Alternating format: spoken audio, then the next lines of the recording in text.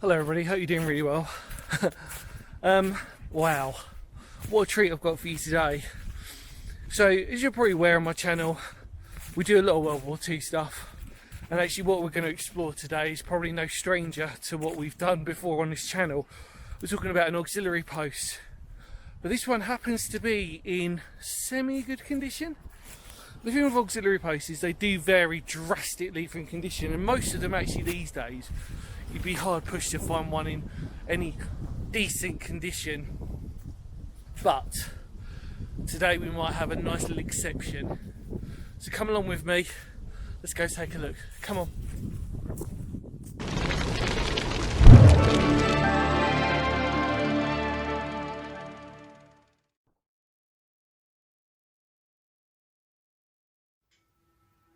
During World War II, the threat of potential invasion from Germany was a real possibility. The Germans even gave it a name called Operation Sea Lion. So to deal with this outcome, a new unit was created called the Auxiliary Units, basically a hardcore version of the Home Guard, designed to disrupt and provide resistance wherever possible should the Germans have landed and started to occupy. In today's video we take a look at one of their underground hideouts, otherwise known as an operational base. Split into counties, then patrols, this would be named as part of the West Sussex's Arundel Patrol, part of Sussex Group 3. All of these patrol members were local to the area, and in this case the sergeant was Francis Penfold, who was an agricultural engineer owner. He would be in charge of 7 other privates who were local to the area, and mostly all had jobs in agriculture, which in most cases wasn't uncommon. The idea was that by being local they would have in-depth knowledge of the area that could be vital when causing any kind of disruption. The base contained minimal living conditions with bunk beds, water and food, which could all be locally sourced. The idea was that base was used as an underground hideout. So what makes this base incredible is that the remaining bunk was dated to when it was made operational. It was also noted that, as was common, there would be a telephone connection, as well as 2 metal dustbins full of explosives of various kinds. What remains now is a strong reminder of the lengths taken during World War II, and is a piece of history, thankfully, that will never be forgotten.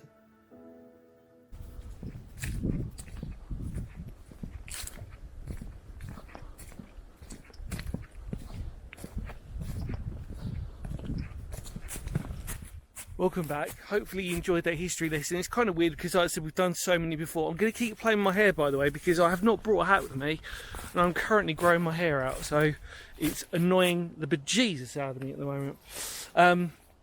We're here. We've arrived. It's in front of us. I won't give too much away just yet. I'm very well aware this might have a lot of cave spiders in a very close proximity to my face.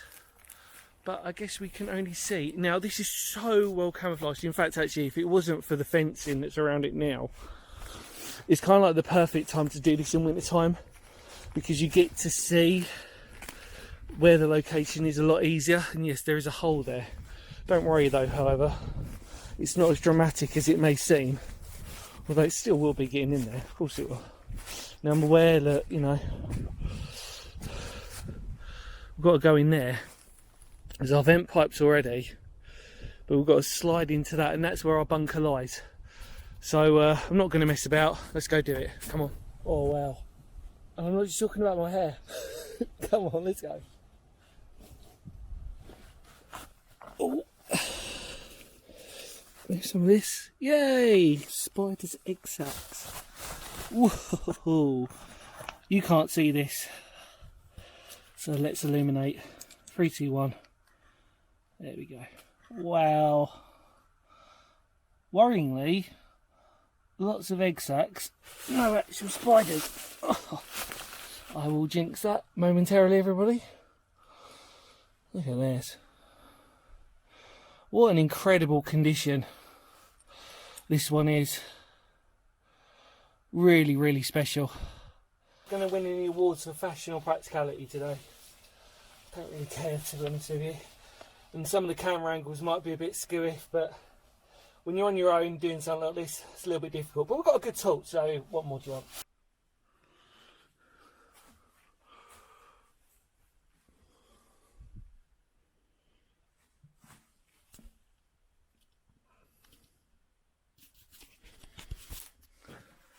Well, oh God, keep pushing my hair back. You don't have to see that, that's okay. There are a few cave spiders, bless them. We've got more egg sacs, they're sort of well hidden. There's a lot of interworking with spider webs. Actually, you can sort of, I don't know if you can see them sort of glistening through a little bit, so they just don't get anywhere near the roof if possible. You can see how it's been built into the chalk, and this is our escape tunnel, which would have led out going this way, obviously, just in case you didn't know. But that, obviously, part of that has obviously been completely cut down, split in half, and then obviously the entrance, the escape entrance, has been covered over. But what's really nice about this, let's be honest, in terms of auxiliary posts, we've got to be sort of kind in a lot of ways because of how rare the condition is normally. You can see the beautiful design of that chalk, of how they've cut into that. And then there are some vent pipes there, if you can see those. A vent pipe there as well. And then there was two on the opposite side where we came in. So let's just put all this into context, obviously taken away from the history lesson. Now I appreciate we've done a lot of the, well, we've done a fair few of them. Auxiliary unit posts are in any form of condition rare by nature, and they are sadly, due to time and weathering and everything else, they just seem to become rarer and rarer. Sorry. So if we find one in a fairly good condition like this one, we have to document it, even though this, obviously there is a special page for auxiliary units and they are very good at documenting places like this. So, you know, by me doing this on the channel isn't going to make really, in the schemes of documentation, a huge bit of difference. But at least it's nice for me to sort of get out and do one, because I haven't done one in ages. And I did want to try and do a really decent one at least. You'll find with most of them, they would be in heavily wooded areas. Obviously, for the fact that, you know, you would need as much camouflage and protection as possible. They're not going to be in obvious places. And really, there wouldn't be many people who would know the location of these. Obviously, discussing a history lesson, that it would be pretty much the rural community within which the bunker lied, that you would be aware of it, maybe. Because again, if Germany did invade, it's quite possible they would sort of interrogate civilians to find out where all their resistance has been coming from. Obviously located in these types of bunkers. And that's really what auxiliary posts were sort of designed to do, was to cause, you know, damage wherever possible, and then to hide back into a place like this. Although the survivability rate was reckoned that it would have been quite short, because the moment you sort of got out of cover, exposed, started sort of causing trouble, it wouldn't have taken long to figure out that there would have been some sort of secret resistance going on. You'd obviously find that in France as well, the French resistance movement as well. You know, there's so many stories about torture and escape and invasion, lots of different unfortunate, sad stories. But this is what we had should Germany have invaded.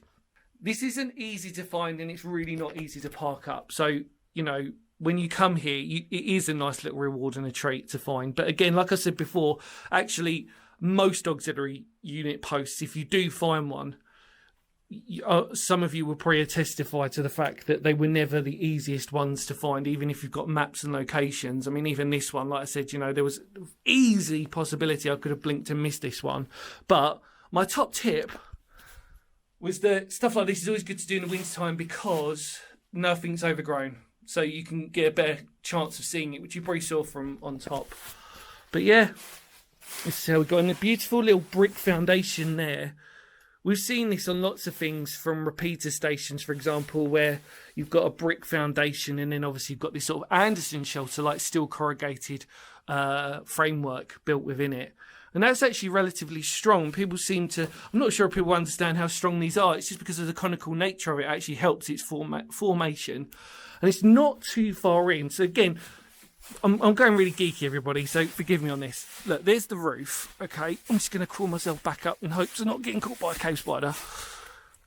There's the tree marker. It's only probably about a few foot deep within the actual level of the ground floor above us. So it's not actually that far in. But isn't it just beautiful? Beautiful, mate. I don't know why we're Australian. Beautiful, mate. There you go, look. There's some rivets there. I've been holding up the wood, and then again, parts of these, what we would assume is vent pipes.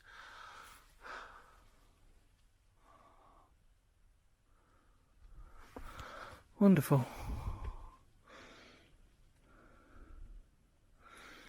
I'm actually quite impressed, considering the rainfall that we get, that it's actually not been too bad in one like this.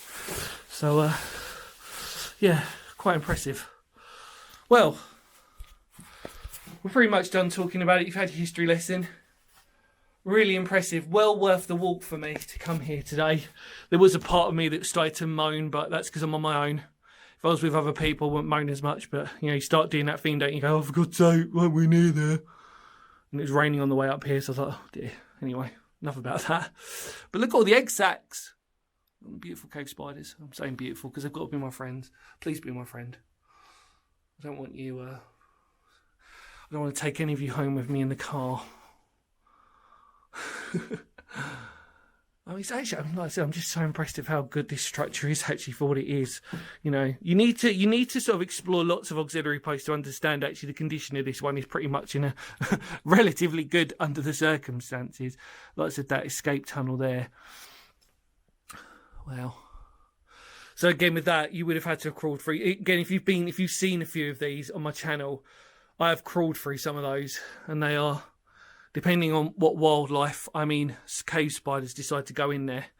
They're not the most easiest thing, but they are obviously for escape purposes only. So, yeah, brilliant. And this would have been well camouflaged. I mean, it already is already. I mean, Christ, you know, it's and even though there's holes, it's from if you didn't have that fence above you to know, you wouldn't have known this was here at all.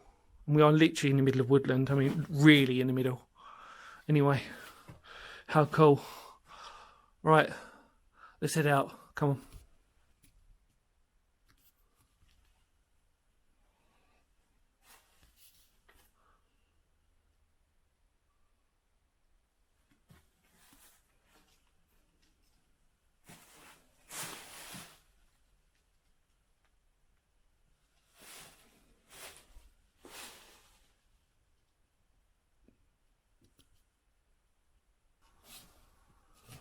Right, let's get out. Come on.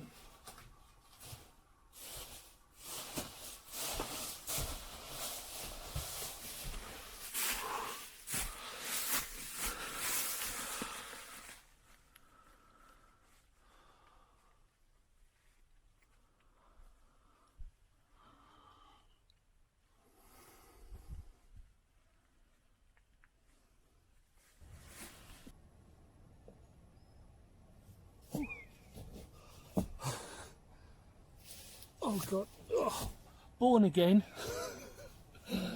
Oh wow.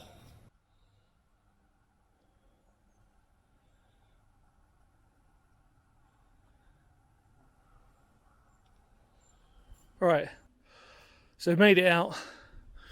You can see this is the direction it was going. Obviously there's the collapse at the far end. Might see if I can take you to that. Let's have a look.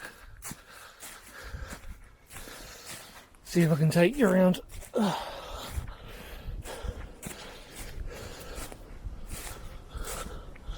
I'm just going by its natural direction and path. Is it somewhere in there?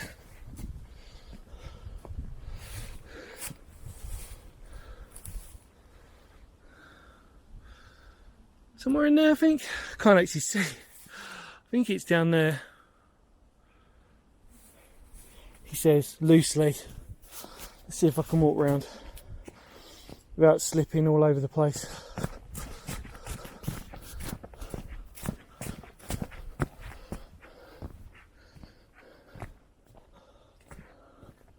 Oh, it's down there, but I'm on the wrong side. It's through there.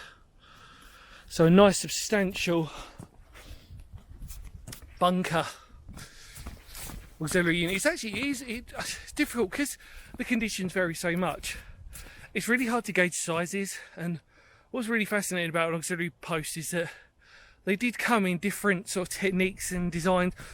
One famous one that we did have in Kent was a tree stump, and it was camouflaged as a tree stump, and then you could basically, underneath it was where the hatch was to go in. And yeah, it was some really unusual ways of trying to do these auxiliary posts, which is just so special, isn't it? Well, look, thank you so much for coming along with me. The immortal words of Phoenix history, because history matters, and it just does, doesn't it? Thank you for being patient. Hopefully you got to the end of the video. Like I said, this one has been covered a fair few times, but obviously for my channel it's just good to sort of, you know, just felt like a change of like type of thing to do on the channel, even though it's still World War II. But yeah, hey, but what a beautiful day today. Honestly, it's gorgeous today. The woodland is stunning, and obviously, again, as I've said before, being in winter time, you can see that when it's summer, when the leaves are fully in bloom, it can be quite a sort of haunting place. It's haunting already, because I swear I'm the only person in this woods, and the woods is huge. I've not seen a soul.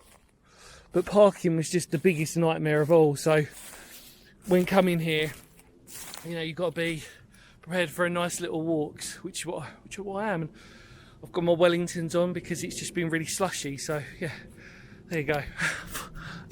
Revealing so much about my personal situation. It's lovely. Anyway, there we go. Right. Any more words of Phoenix history? Thank you so much for coming along with me. Hopefully you really liked the video. Take care, everybody, and I'll of course see you all very soon. Remember to spread the word of the channel. Much love to all of you out there. Cup out.